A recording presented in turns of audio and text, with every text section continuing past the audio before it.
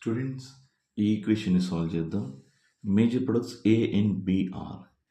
ఇచ్చిన కాంపౌండ్ని 2 డిఫరెంట్ రియేజెంట్స్తో ట్రీట్ చేస్తున్నాం. This is concentrated sulphuric acid. Concentrated sulphuric acid అంటే డీహైడ్రేటింగ్ ఏజెంట్. సో దీంట్లోంచి మనం వాటర్ని రిమూవ్ చేయాలి.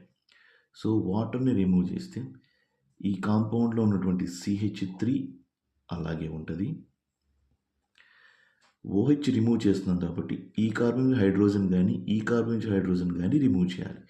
ఇక్కడ నుంచి హైడ్రోజన్ రిమూవ్ చేస్తే ఇక్కడ డబుల్ బాండ్, ఇక్కడ నుంచి హైడ్రోజన్ రిమూవ్ చేస్తే ఇక్కడ డబుల్ బాండ్. సో నేను ఇక్కడ డబుల్ బాండ్ రాస్తున్నాను.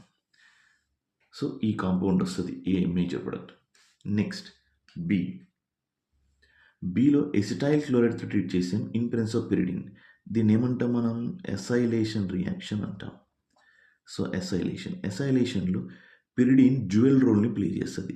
కెటలిస్ట్గా యూజ్ అవుతుంది, బేస్గా కూడా బిహేవ్ చేస్తుంది. ఎందుకంటే ఈ రియాక్షన్లో బై ప్రొడక్ట్ HCl వస్తుంది. వచ్చిన HClని న్యూట్రలైజ్ చేయడానికి పిరిడిన్ యూజ్ అవుతుంది. సో ఇక్కడ ఉన్నటువంటి Cl, ఇక్కడ ఉన్నటువంటి H సపరేట్ అయిపోతుంది. సో మనకు వచ్చే కాంపౌండ్ బెంజీన్ రింగ్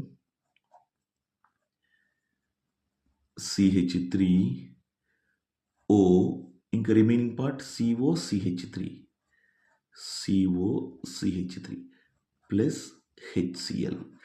ఈ HClని ఈ పిరిడిన్ న్యూట్రలైజ్ చేస్తుంది.